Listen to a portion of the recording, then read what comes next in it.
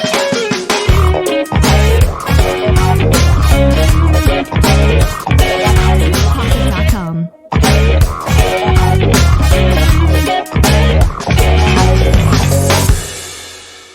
Assalamualaikum, cewek. Waalaikumsalam warahmatullahi wabarakatuh. Apa tuh di mana ini? Saya kebetulan lagi di Los Angeles ini. Luar biasa. Jam berapa Pak di situ Pak? Sekarang jam 8:24. Siang. Pagi ya? Oh pagi ya. Iya. Kalau di Indonesia jam 10 Iya ya, udah malam di sana. malam ya. Malam minggu. Di situ berarti di situ baru Sabtu pagi ya? Baru Sabtu pagi betul. Sehat ya Kang Didin ya? Luar biasa itu dalam rangka apa nih Pak? Mau bikin buku baru ya? Ini momen yang memang sangat berarti buat saya. Bukan lost in the USA, tapi back to the USA. Kembali ke Amerika Serikat setelah 35 tahun meninggalkan tempat ini. Dan kembali ke tempat yang sama. Dulu di situ. Ya, persis di sini. Ini daerahnya namanya San Fernando Valley. Emang kita ada di lembah. Bisa dilihat latar belakang ada gunung sana di belakang saya. Ada bukit sebetulnya bukan gunung, bukit-bukit. Jadi daerah saya ini daerah lembah. Namanya San Fernando Valley. Lembah San Fernando. Kira-kira 40 km dari Los Angeles, downtown-nya, kotanya. Ya. Wah, luar biasa ya itu. Aduh. Ya, saya ke sini sebetulnya dalam rangka mengantarkan anak saya sekolah. Dan subhanallah, anak saya bersekolah di tempat yang sama tempat dulu saya bersekolah di Pierce College. Wah, Ya. aduh, keren. Jadi ini Iya. ini ya, Pak Ai di situ, anaknya di situ juga. Ya, junior college-nya di situ. Nanti setelah dua tahun baru dia pindah ke, insya Allah maunya ke San Francisco. San Francisco State University. Ya, Jauh. lumayan. Kira-kira mungkin sekitar 500 kilometer ke atas ke utaranya Los Angeles. Ya. Siapa Pak Ai yang sekolah di situ? Oh, nggak ada sih, cuman itu pilihan anak saya. Karena memang secara udara dan kota memang lebih indah San Francisco daripada Los Angeles. Itu setidaknya menurut saya dan anak saya, karena kemarin juga sempat kita mengunjungi San Francisco. Yes, keren. Ini mendaftarkan nih Pak Ai, mendaftarkan. Sudah mulai sekolah. Oh, udah masuk. Tapi kan bukan hanya sekolahnya saja, tentunya saya juga harus mengajarkan bagaimana hidup di sini dengan artinya bukan dengan gaya orang sini, karena tentunya saya tidak mampu kalau harus membiayai dengan gaya orang sini ya. Iya, Kalau makan satu porsinya 200.000, berarti sehari 600.000 ya. Jadi paling tidak saya mengajarkan dia masak gitu, mengajarkan dia belanja, ya hal-hal seperti itu, bagaimana menghemat untuk hidup di luar negeri ya.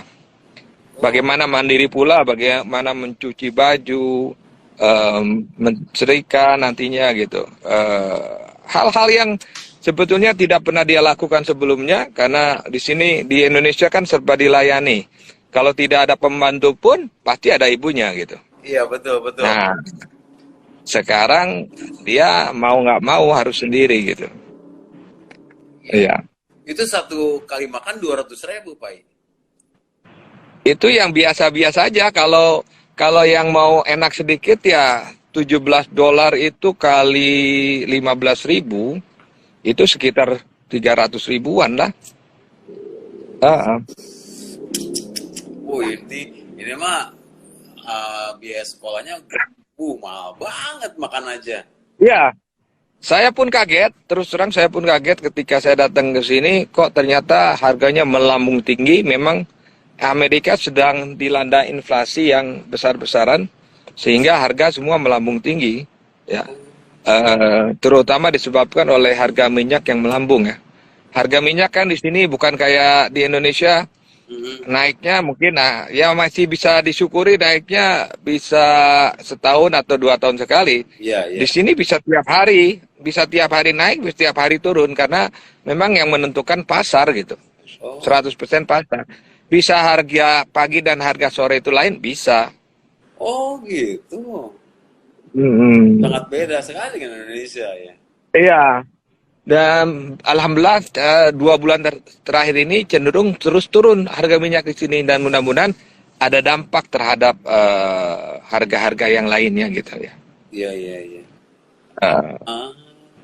Oh, turun. Kalau di Indonesia naik ya. Iya, iya. Eh, Entah kenapa tuh di Indonesia naik gitu. Iya sih. Soalnya Pak ya. Ya, saya banyak ini mungkin yang seperti kita kemarin bicarakan sepakat untuk berbicara soal American Dream Ya, ataupun Indonesian Dream ya. ya, ya Saya betul. ke sini banyak sekali, alhamdulillah banyak ketemu teman. Teman-teman saya masih ada dan masih mengenal saya, masih menyambut saya dan itu mungkin kebahagiaan yang tertinggi yang saya dapat di sini ini bukan kembali melihat Amerika, tapi lebih kepada bagaimana teman-teman saya yang dulu itu menyambut saya gitu. Dan saya merasa Allah eh, lah yang menyambut saya gitu. Allah lah yang menyambut saya dengan menitipkan Rahman Rahimnya ke teman-teman saya yang ada di sini gitu. Hampir tiap hari saya diundang makan siang, makan malam, ya diajak ke sini, dibayarin naik pesawat, dibayarin hotel, ya. Nah itu kebahagiaan yang luar biasa gitu. Luar Bukan karena senang dibayarin, bukan, tapi karena kita merasa betapa baiknya mereka gitu. Dan tentunya kita harus ingat bahwa kebaikan mereka tidak lepas dari rahmatnya Allah, rahimnya Allah gitu. biasa. Ya, itu merupakan kebahagiaan tersendiri. Nah, di sini juga saya menemukan banyak teman-teman saya yang satu perjuangan dulu, sudah 35 tahun, ada yang 40 tahun di sini. Sayangnya banyak dari mereka yang kerjanya masih biasa-biasa saja gitu. Masih ada yang kerja memakai tenaga gitu. Oh, Tentunya yang sangat disayangkan nanti ketika usia sudah seumur kita, seumur saya terutama hampir 60, kalau masih kerja pakai tenaga, ya akan kerepotan nantinya. betul. Mengeluh tentunya teman-teman saya yang mengeluh ya. Mereka kerja dari Senin sampai Jumat dan Sabtu Minggu tuh udah nggak bisa apa-apa lagi katanya. Udah pengen istirahat ya tidur di rumah. Sakit Ya, capek. nah, ya kalau saya lihat itu bukan American Dream, Ya, bukan. iya, iya. Ya, jadi yang ingin saya katakan tidak semua orang banyak dapat American Dream di sini gitu. Banyak saya temui banyak ribuan, mungkin saya rasa kalau seluruh Amerika jutaan homeless itu. Artinya orang-orang yang tidak punya rumah, tinggal di jalan, tinggal di tenda-tenda, bahkan nggak pakai tenda pun banyak, tinggal di emperan toko, banyak di downtown LA itu banyak banget. Ya. Dan itu mereka berarti orang-orang yang tidak mendapatkan American Dream gitu. Ya. Iya, iya.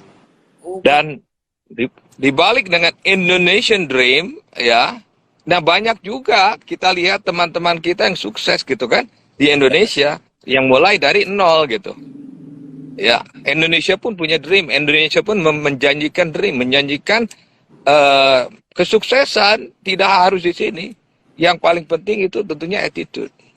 Yang paling penting itu karakter kita, bagaimana kita bisa menyesuaikan dengan keadaan yang ada dimanapun kita berada. Ya, ada pepatah misalnya kata orang bilang, when you are in Rome, be a Roman. Ketika kamu ada di Roma, jadilah orang Romawi gitu. Bukan berarti kita ikut seluruhnya, tentunya tetap ada batas-batasnya, tapi samakan frekuensi gitu. Samakan frekuensi. Kalau pertama kali saya kerja di sini tahun 87. Ketika itu saya kerja sebagai janitor ataupun cleaning service, dan saya dites untuk menyapu, dites untuk ngepel, itu kata bos saya, itu bukan cara ngepel di sini, karena kecepatan ngepel mereka itu 3 kali lipat dari ngepel kita gitu. Oh. Jadi kalau kita nggak bisa menyesuaikan frekuensinya, kerja tidak secepat mereka, ya nggak bisa gitu. Kita hidup di sini gitu. Ya, karena gajinya pun berkali-kali lipat dari apa yang kita dapat di Indonesia. Betul. Kecepatannya pun harus lebih. Misalnya lagi ketika saya bekerja di pom bensin, ya, jadi kasir, itu dengan ada kurang lebih 15 pompa itu, ya 15 pompa dengan luas luas pom bensinnya hampir 1 hektar, itu dijaga oleh saya sendiri. Waduh. 1 orang gitu, 1 orang. Luar biasa. Bayangkan di Indonesia berapa orang kalau 1 hektar dengan 15 pompa? Banyak ribuan. 20 orang mungkin yang jaga gitu kan. Yeah. Nah makanya nggak aneh kalau gajinya lebih besar daripada kita gitu. Nah kalau kita tidak bisa menyesuaikan frekuensi, ya nggak bisa juga hidup di sini.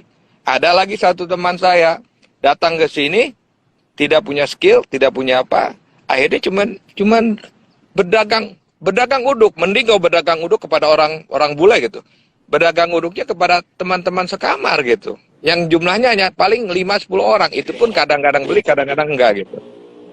Itu sekedar untuk bisa makan, bukan untuk cari duit, untuk sudah bisa makan dia, makan tiap harinya supaya nggak malu minta-minta sama temennya gitu. Akhirnya pulang pun diongkosi oleh teman-teman yang lain. Nah itu Amerika. Maksud saya tidak semua bisa mendapatkan mimpinya, dan jangan salah, di Indonesia pun menjanjikan impian untuk kita menjadi sukses. Apalagi di zaman sekarang kesempatannya terbuka luas sekali. Ya. Gitu kan Girin. Ini review saya setelah saya datang ke sini, saya melihat teman-teman saya seperti itu. Itu sudah sekian lama itu Pak, di waktu Pak kerja sampai saat ini ada berapa puluh tahun sampai ketemu teman-teman di Iya, terakhir saya pulang tahun 91, berarti sekarang sudah 33 tahun. Enggak. 31 tahun saya udah meninggalkan tempat ini. Ya. Ada rencana bikin part 2 nggak tuh bukunya dari Lost in USA itu? Emang buku kedua kan sedang ditulis. Memang macetnya memang saya bukan penulis sebetulnya, artinya passion saya bukan menulis ya. Itu sebuah rahmat Allah saja sampai dapat 1 buku gitu. Nah, buku kedua sudah ada chapter kedua, sudah sampai chapter kedua. Mudah-mudahan bisa dilanjutkan. Mohon doanya untuk para rekan-rekan agar saya diberi semangat untuk menulis buku yang kedua. Amin, amin. Soalnya banyak yang nunggu nih Pak, termasuk saya nih. Nah ini kayaknya nih luar biasa ini. Pak Tiba Wajir ini begitu mengagumkan ya, ternyata beliau ini dia di Amerika bekerja dulu sambil kuliah ya Pak ya? Betul. Kita jawab dulu pertanyaan dari Pak siapa nih, Pak Edi, ya, Pak Endrina Pulungan. Enggak Pak Edi, saya sekarang sedang mengantar anak saya sekolah di sini, dan sekarang sudah berangkat tanggal 19. Sekarang tanggal berapa? Apa di Indonesia? Sekarang tanggal 10. Iya. Tanggal 10 ya. Berarti saya sudah sekitar 20 hari di sini. Ya, jadi insya Allah minggu depan, hari Sabtu depan pulang insya Allah. Rencananya 10 hari, diperpanjang jadi 2 minggu, perpanjang lagi 20 hari, sekarang diperpanjang sampai 28 hari ini. Karena Wah, ada agenda-agenda yang tertunda itu. Tadi saya bilang, alhamdulillah banyak sekali teman yang mengajak ke sana dan ke sini, Oh, sehingga agenda saya untuk mendidik anak saya untuk masak dan sebagainya ini tertunda. Baru kemarin bisa mulai gitu. oh. Nah, Ini Pak yang temen yang ngajak makan-makan itu orang Amerika yang di sana 30 hari yang lalu atau teman-teman Indonesia juga? semua itu subhanallah dari berbagai etnis. Ada orang bule. Orang bule ini bahkan bilang, ini yang ada di book, kalau teman-teman pembaca Lost in the USA ini pasti kenal yang namanya Tim Chick ya. Tim Chick itu masih hidup dan dia luar biasa baik, menjemput saya, mengajak saya kemanapun saya mau. Dia bilang, consider me as your personal chauffeur. Jadi anggap saya supir pribadi kamu, mau kemana saya antar gitu. Bayangkan kalau saya harus sewa mobil per hari, ya itu $200 itu berarti udah 3 juta per hari. Wah, Dia antar 5 hari, dia antar bisa 15 juta itu. Dan dia mengajak saya ke tempat-tempat yang mana turis saja belum tentu tahu. Dia kan orang Hollywood ya. Jadi dia mengajak, artinya dia mengajak ke tempat-tempat yang memang di Hollywood yang nggak banyak orang kenal gitu. Itu yang orang Chinese, orang bule. Ada Tony juga, Tony ada di buku saya. Tony yang menjemput saya di airport. Ya, Tony ada disebutkan di buku saya. Kemudian ada Tony orang Chinese. Ada lagi teman saya Haripa orang Batak menjemput saya, dikasih punya kesempatan untuk terbang ke Texas, balik lagi ke sini, drive ke Las Vegas, drive ke Grand Canyon. Ya. Terus ada lagi teman saya orang India ya yang sukses sekarang ini, itu yang mungkin salah satu yang teman saya yang sukses sebagai pengusaha di sini. Rumahnya di atas bukit, dijemput pakai mobil Hummer. Diajak makan di restoran mewah ya. Sampai-sampai anak saya keracunan lobster gitu, mukanya bengkak. saking banyaknya. Luar Ayo dong. biasa gitu. Yang baik namanya, ini artinya memang Pak Hai itu orang baik di sana, memberikan ilmu yang baik. Akhirnya mereka pun menimbalnya seperti itu. Dan Allah memang Ar-Rahman dan Ar-Rahim. Amin, amin. Siapa yang di Pulungan nih? Pak di Pulungan, Drida Pulungan, langsung salam aja ke teman saya nih. Ini Haripa Hasibuan namanya. Teman saya ini ya. Kemudian ada teman-teman yang lain lah, orang Indonesia asli, orang banyak, pokoknya banyak semua. Seperti wow, saya bilang ini ternyata nggak di Mekah doang Allah menyambut saya gitu sebagai tamunya. Di sini pun Allah menganggap saya tamunya dan banyak memberikan kesempatan dan kebaikan buat saya. Nah, ini mungkin satu tips, karena kesuksesan itu tidak lepas daripada networking, kalau bahasa kerennya dalam bisnis ya. Networking itu berarti ya silaturahim gitu. Ya. Silaturahimnya harus kuat gitu. Gimana sih silaturahim? Ya, try to be the best, try to be kind to others. Artinya agama sudah mengisyaratkan manusia yang terbaik itu manusia yang banyak memberi manfaat bagi orang lain gitu. Ya, memberi manfaat berarti memberikan kebaikan. Khairun nas anfaqum linnas gitu ya. Sebaik-baiknya manusia yang memberi manfaat bagi orang lain ya. Nah, ketika kita memberi manfaat bagi orang lain, memberi kebaikan, insya Allah ada balasannya dan Allah tidak perlu memberikan balasan itu dari orang yang sama, bisa jadi ada orang-orang yang berbeda gitu. Betul. Ya. Itulah networking lah. Nah, bagaimana kita bisa mempunyai banyak relasi, banyak silaturahim ini? Ya, berusaha untuk menyamakan frekuensi gitu. Kemarin saya ke masjid ya, di Las Vegas. Saya melihat di masjid ada lapangan basket di masjidnya gitu. Kemudian ada satu orang American African, orang hitam itu lagi main basket gitu. Sendiri. lagi iseng-iseng. Setelah saya sholat, dia kebetulan saya lihat lagi istirahat gitu. Saya bilang ke dia, "Hei, anak gua jago main basket, lu mau main nggak sama anak gua?" "Ayo, ayo, ayo," dia bilang. Dan kemudian mainlah anak saya sama dia gitu. Artinya ada satu frekuensi yang sama, itu apa? Skill. Skill. Skill main basket gitu kan. Anak saya bisa main basket, ini orang hitam bisa main basket. Main berdua. Kalau diteruskan, jadilah sebuah pertemanan kan? Betul, betul. Ya. Jadi apa yang kita punya untuk kita tawarkan kepada orang lain, ya, kemampuan bermain basket itu adalah sebuah modal misalnya untuk bisa berteman. Anak saya yang dulu sekolah di Inggris banyak punya teman dari kemampuannya bermain bola. Banyak temannya, termasuk anaknya Ahmad Dhani El itu berteman dengan Jasmi karena Jasmi punya skill main bola gitu. Itu contohnya jalan masuknya dari sport. Banyak lagi jalan masuk yang lain tentunya, ilmu-ilmu yang lain yang kita bisa samakan frekuensinya dengan orang lain gitu. Ya. Jadi dimanapun kita berada, kalau kita bisa punya satu frekuensi ya dengan orang lain, kita akan punya banyak teman. Roommate-nya Fadil sekarang ini kebetulan satu frekuensi banget, sama-sama suka basket. Roommate-nya itu teman sekamarnya dia dari Mesir. Sangat suka basket. Ya, dan hari pertama kenal Fadil udah langsung diajak main basket dengan orang-orang Amerika. Ya.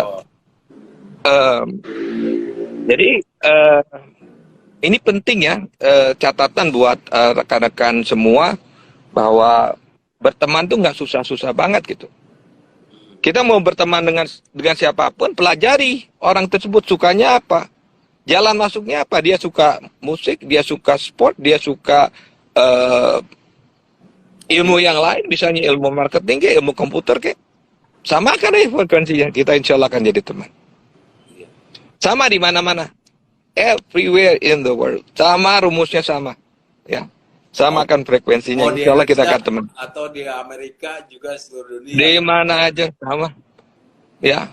What you have in common, apa yang kita kesamaan, apa yang kita punya dengan mereka. Carilah persamaan, jangan cari perbedaan.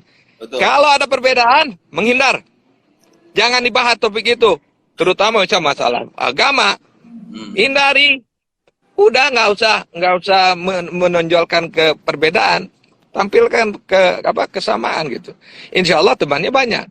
Kalau maunya debat melulu, ketika ada perbedaan kita merasa benar sendiri, ya nggak akan punya teman gitu. Susah jadi punya relasi. Ya. Setuju sekali. Karena memang kita. Jadi saya ada di taman nih, Kang. Di taman ini sebetulnya ada fasilitas gymnya gitu. Oh, itu taman tapi punya fasilitas gym. Ada yang sedang. Lumayan lengkap fasilitas gymnya. Oh, itu namanya. Ini dekat rumah ini. Apa nih Pak? Taman aja, taman umum, taman publik gitu. Oh. Ini di pinggir jalan. Dan banyak tempat-tempat seperti ini memang difasilitasi oleh pemerintahnya untuk olahraga gitu. Ada lapangan softballnya. Ya, jadi lengkap. Dekat universitasnya itu. Ya, kira-kira 10 km. Banyak taman-taman seperti ini, mungkin hampir setiap 2 atau 3 km ada taman seperti ini. Wah, luar biasa, bikin nyaman warga di situ ya, Pak. Iya. Kalau yang mau berolahraga ya ada kesempatannya. Oke, Kang Didin, ada yang mau ditanyakan lagi? Ada banyak. Saya tadinya mau tanya juga nih Pak. Ini kan Pak ini bisa begini gitu ya. Dari mulai Amerika, terus sukses di Indonesia. Terus kenapa anak-anaknya disekolahkan di luar negeri terus? Kenapa gitu? Nah, kalau disekolahkan saya tidak sebetulnya. Saya tidak menyekolahkan, tapi anak saya yang meminta untuk sekolah di luar. Ya, itulah yang saya ikutin gitu. Artinya bukan saya banyak duit, tapi ketika mereka punya keinginan untuk sekolah di luar, saya berusaha. Kenapa? Ya, saya berusaha sedapat mungkin untuk membiayai. Anak-anaknya pengen seperti. Iya. Nggak baik. Apa karena melihat sosok ayahnya kuliahnya di luar negeri. Mhm. Jadi dia pengen ikut juga sama dengan ayahnya gitu. Itu mungkin juga faktor Gitu. yang sangat mempengaruhi ya, jelas ya. Ada gen yang menurun, Apakah jiwa petualangnya ada mungkin gitu karena juga. anak-anaknya Dan melihat sosok ayahnya? eh, Ya, bisa jadi seperti itu, bisa jadi. Iya. Yang jelas saya ya, tidak menyuruh mereka, sama sekali tidak bahkan menyarankan iya tidak, kan? tapi semuanya keinginan mereka sendiri gitu. Iya. Yang satu, yang anak pertama pengen sekolah di Australia, yang kedua di Inggris, yang ketiga ini karena suka basket, pengennya di Amerika gitu. Dan Allah memberikan kesempatan, saya selalu bilang kepada mereka seperti itu. Minta kepada Allah, pantaskan diri kamu untuk sekolah di Inggris, pantaskan diri kamu untuk sekolah di Amerika. Nanti kalau memang Allah menganggap pantas, pasti rezekinya datang. Mungkin datangnya melalui saya, tapi rezekinya rezeki dia, bukan rezeki saya. Gitu. Dari anak pertama, kedua, dan ketiga, jurusannya sama atau mereka beda-beda, Pak? Yang pertama itu HRD atau HR, Human Resource, mau kuliahnya, jurusannya. Yang kedua dan ketiga, bisnis, lebih spesifik lagi marketing. Bedanya, Pak, sekarang sudah mulai duduk, bisnisnya akan bisa diteruskan oleh anak-anaknya yang sudah hilang lagi ya. Indonesia hilang terus. Ya, Udah alhamdulillah ketemu, sekarang udah kedengeran, Pak. sudah berapa? 3 minggu usaha saya ini dijalankan oleh anak saya yang Ya. kedua, yang di satu cabang yang kedua, yang satu cabang yang di anak pertama. Dan alhamdulillah karena Ya. memang sudah ada sistem, semuanya bisa berjalan dengan lancar. Ya. Saya rasa cukup dulu Pak Didin ya. Takutnya nanti videonya kepanjangan nih buat CMB Brotherline ya. Ini memang video saya buat live ini khusus untuk CMB Brotherline ya. Untuk Kang Didin Terima ya. kasih, Pak. Sampai jumpa dan rekan-rekan semua. Terima kasih Pak. Nuhun. Oke, sampai jumpa di lain kesempatan. Mudah-mudahan bisa live di tempat yang lain nanti ya. Amin, amin, amin. Nuhun. Jazakallah kasiro. Sami. Oke.